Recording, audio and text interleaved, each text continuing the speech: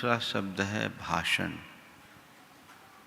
इसी तरह एक शब्द है समझ और दूसरा शब्द है समाज। भाषण और भाषण में मौलिक अंतर है। क्या अंतर है? कुत्ते के भौंकने का नाम है भसन। भसन का मतलब है कुत्ता का भौंकना, और भाषण यानी मनुष्य के द्वारा बोलना, है ना। तो कुत्ता भौंकता है तो भसन बोलते हैं, और मनुष्य बोलता है तो भाषण बन जाता है। अंतर क्या है? अंतर भावों का है। इसी तरह एक शब्द है समझ और दूसरा शब्द है समाज। पशुओं के झुंड को समझ कहते हैं। समझ यानी पशुओं का समूह, पशुओं का झुंड, और समाज मनुष्यों का समूह। पशुओं के झुंड में और मनुष्यों के समूह में बड़ा अंतर है। जहाँ संवेदना केवल स्वयं तक सीमित हो वो पशुता है, और जहाँ हमारी संवेदना अपने अतिरिक्त औरों के साथ भी जुड़े वो मनुष्यता है। मानव के समूह को समाज कहा गया है, और उस समाज की एक इकाई है परिवार। व्यक्ति, उसके परिवार, समाज तक आगे बढ़ते जाएं तो एक व्यक्ति का अनेक व्यक्तियों के साथ संबंध जुड़ता है। ये संबंध यदि ठीक ठाक हो तो जीवन में आनंद है, और संबंध बिगड़ जाए तो हर पल द्वंद्व है। आज बात केवल आपके संबंधों की करनी है। संबंध मीन रिलेशन। आज आर है ना, है ना। आज क्या करना है? रिलेशन तो आपके बने हुए हैं, है कि नहीं है? इस संसार में एक भी प्राणी ऐसा मनुष्य नहीं है जिसका किसी से कोई रिलेशन नहीं है। रिलेशन तो है, पर उस रिलेशन में कितनी मिठास है ये आपको देखना है। मिठास है या खटास ये हमें देखना है। हम रिलेशन को कितना मेंटेन कर पा रहे ये हमें देखना है। रिलेशन होना या रिलेशन बनाना और बात है, पर रिलेशन को ठीक तरीके से मेंटेन करना, निभाना और बात है।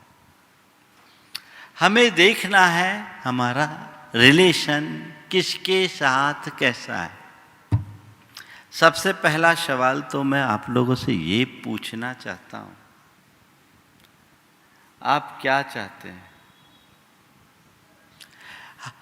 आप अपना रिलेशन अच्छा रखना चाहते हैं या खराब? हाँ, सब बोलेंगे हम तो रिलेशन अच्छा रखना चाहते हैं। थोड़ा सा पलट कर देखो, लोगों से मेरा जो रिलेशन है उसमें अच्छा रिलेशन ज्यादा या खराब?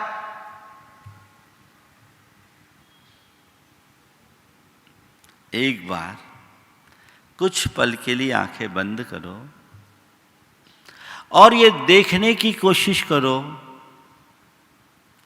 मेरा जिनसे संबंध हो, चाहे वो खून का रिश्ता हो या अन्य प्रकार का, उनके साथ मेरे सामने अभी अगर मैं याद करता हूं तो किनके नाम तेजी से उभरते हैं, जिनके साथ मेरे आत्मीयता भरे संबंध है वे, या जिनसे मेरे द्वेषपूर्ण संबंध हैं वे। आंखें बंद करो तो थोड़ा, सबसे पहले कौन याद आता है? जिससे प्रेम है वो या जिससे दुश्मनी है वो? हाँ, आ गया ना? हाँ, आ गया। एक बार एक ने भगवान की आराधना की, देवता प्रसन्न होकर आया। देवता ने पूछा, मांगो, क्या मांगते हो? तुम जो मांगो, किसी 10 को मैं बराबर दूंगा। तुम किसी भी 10 का नाम बता दो, जो तुम्हें दूंगा वो उन 10 को मिलेगा। तुम किसी 10 का नाम बता दो, जो तुम्हें दूंगा वो उन 10 को भी मिलेगा। उसने 10 नाम गिनाए और कहा, इन 10 को छोड़कर जिनको जो देना है दे दो, इन 10 को मत देना। हम अंदर से कितने कमजोर हो गए। जीवन में उभरना चाहिए प्रेम, पनपता है द्वेष। आखिर क्यों? रिश्ते हैं पर रिश्तों में रस क्यों नहीं? संबंध है पर संबंधों का आनंद क्यों नहीं? कभी विचार किया? अपने अंतर मन को पलट करके देखने की आवश्यकता और अपेक्षा है। मेरे रिश्ते हैं, मैं रिश्ते को निभा रहा हूं या ढो रहा हूं, ये बात की बात है, पर उसका आनंद कहां? 4 बातें आज के संदर्भ में मैं आप सबसे कहूंगा। अपने रिश्ते को अच्छा बनाए रखने के लिए 4 बातों को अपनाना है और 4 बातों से बचना है। पहले अपनाने की बात कर लूं, बाद में समयानुसार बचने की बात कर लूंगा। 4 बातें हैं: समझ, समादर, समय और स्नेह। जिस परिवार के लोगों के मध्य ये 4 बातें होंगी, वो परिवार क्या, उनके हर रिश्ते में आनंद होगा। आप पहले देखो, चाहे वो आपके परिवार का रिश्ता हो, आपके अड़ोस पड़ोस का रिश्ता हो, गुरु शिष्य का रिश्ता हो, आप अपने मालिक हो तो आपके कर्मचारियों के साथ का रिश्ता हो। बात परिवार से शुरू करता हूं। परिवार के जितने सदस्य हैं, यदि लोगों के बीच एक दूसरे की समझ सही होगी तो वो रिश्ता पक्का होता है, मजबूत होता है।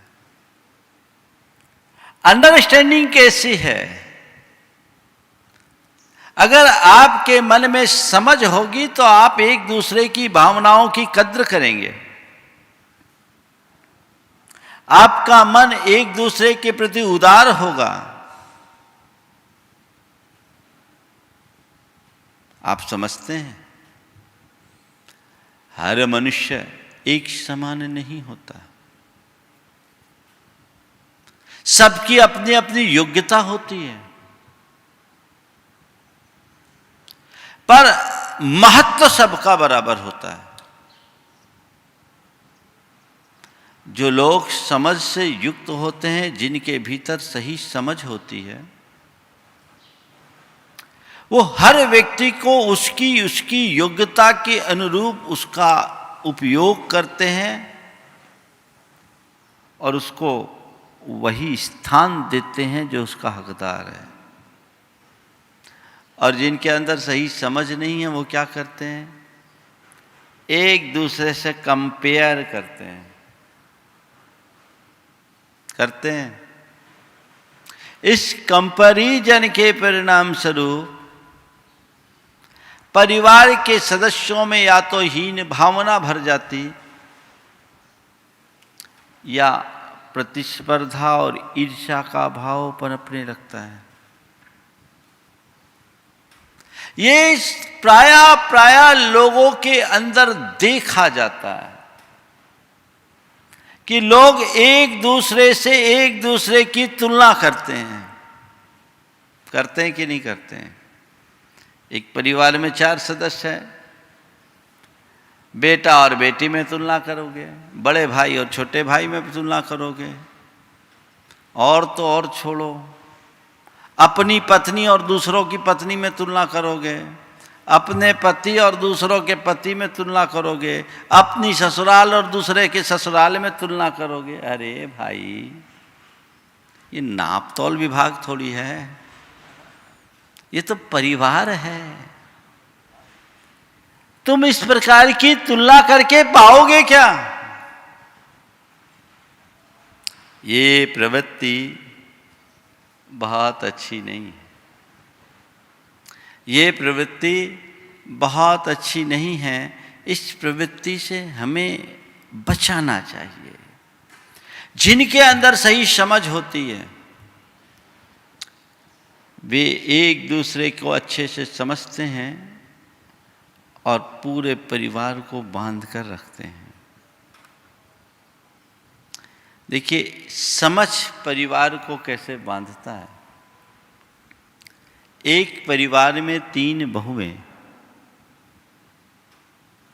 तीनों में बड़ा गहरा प्यार।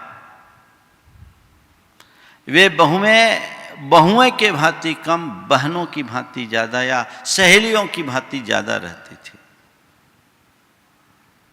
एक दिन, अब किसी का प्रेम भी लोगों को नहीं पचता, एक महिला ने छोटी बहू के कान भरना शुरू किया और उसकी सबसे बड़ी जेठानी का उल्लेख करते हुए उसने कहा कि वो आपकी और आपके मायके की बुराई कर रही थी। छोटी बहू ने चुपचाप सारी बातें सुनी। अमूमन सबकी बुराई सुन सकते हैं, मायके की बुराई तो कोई महिला शायद ही सुन पाए, लेकिन उसने सब चुपचाप सुना। जब उसकी बात पूरी हुई तो धीरे से उस महिला का हाथ पकड़ा और लेकर के जेठानी के सामने गए। बोले, बोलो तो दीदी क्या बोल रही थी, दीदी के सामने आप बोल पाओगे? आप, वो तो हक्की बक्की रह गई, क्या बोलूं यहां सामने? बोले, आप कब मिली थी दीदी से? आप बोल रही थी ना कि 3 दिन पहले दीदी की बात हुई। अब वो कुछ बोल ही ना पाए। उसकी जेठानी ने कहा, इसको तो मैंने 10 दिन से देखा तक नहीं। उसने कहा, दीदी मैं जानती थी ये आग लगाने आई थी, मुझे समझ में आ गया था इसका इरादा क्या है, इसलिए मैंने इसको सही सीख देने की दृष्टि से आपके पास ले आई। मैं आपको समझती हूँ, मुझे आप पर पूरा विश्वास और भरोसा। आप ऐसा बोल ही नहीं सकती, क्योंकि इतने सालों में मैंने देखा आपके मुख से कभी एक हल्का शब्द नहीं निकला, तो इस तरह की नीच बातें आपके मुख से निकल ही नहीं सकती, मैं समझती हूँ। उसे बड़ी शर्मिंदगी हुई और फिर उसे समझाया कि आज कर दिया सो कर दिया, भविष्य में कभी किसी के कान भरने की प्रवृत्ति मत रखना। छोटी सी समझ से एक बड़ी लड़ाई टल गई, पर इतनी समझदारी कम लोग रख पाते हैं। किसी ने कहा नहीं कि यहां भुन भुना गए, है ना? सच्ची है या झूठी ये बात की कहा क्यों? तमा जाते हैं, मन की शांति खत्म।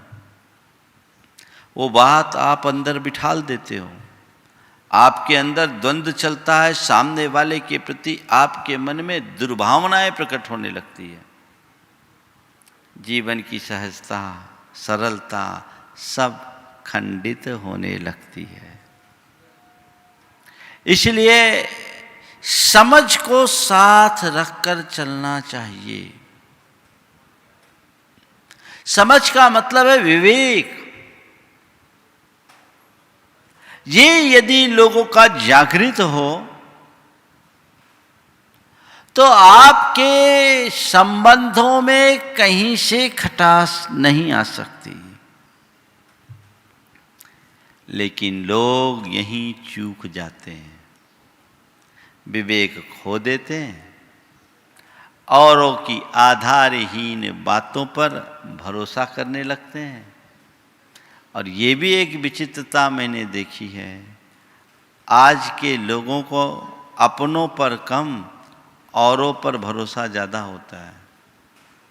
वे जो भरोसे के लायक नहीं है, संत कहते हैं समझ के साथ जियो। तुम्हारे जीवन में समझदारी दिखनी चाहिए, तभी तुम्हारा कोई भी संबंध मेंटेन होगा। किसी भी संबंध में, गुरु के पास भी अगर तुम आए हो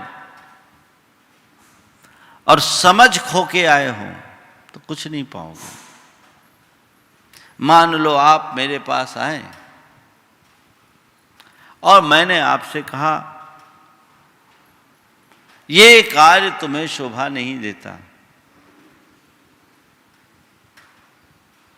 आपके मन में क्या प्रतिक्रिया होगी? यदि आप मेरे आशय को सही समझोगे तो आप यही कहोगे कि महाराज जी ने मेरा कितना ख्याल रखा, मुझे मेरी बुराई से बचा लिया। एक प्रतिक्रिया ये। और दूसरी प्रतिक्रिया, यार महाराज जी ने तो 4 जनों के सामने मुझे बोल दिया, मैं इतना बड़ा आदमी, महाराज जी को ऐसा कहना चाहिए क्या? क्या हो गया? चुप गया। अगर शब्द को पकड़ोगे तकलीफ होगी, शब्द के आशय को समझोगे खुशी होगी। तो घर परिवार में रहने वाले लोगों को समझ खुली रखनी चाहिए। समझदारी का परिचय पहली बात। दूसरी बात समादर, रिस्पेक्ट। बड़े छोटे सबको रिस्पेक्ट। छोटे बड़ों का बहुमान करे तो बड़े छोटों की भावनाओं की कद्र करे, उन्हें स्नेह दे, वात्सल्य दे। ये रिस्पेक्ट है। अगर एक दूसरे के प्रति आदर का भाव होता है तो सहज प्रेम पनपता है। और जहां आदर नहीं है वहां कुछ नहीं।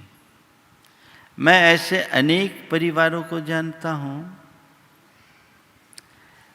जिनके प्रत्येक सदस्य एक दूसरों के साथ बड़े रिस्पेक्टफुली व्यवहार करते हैं।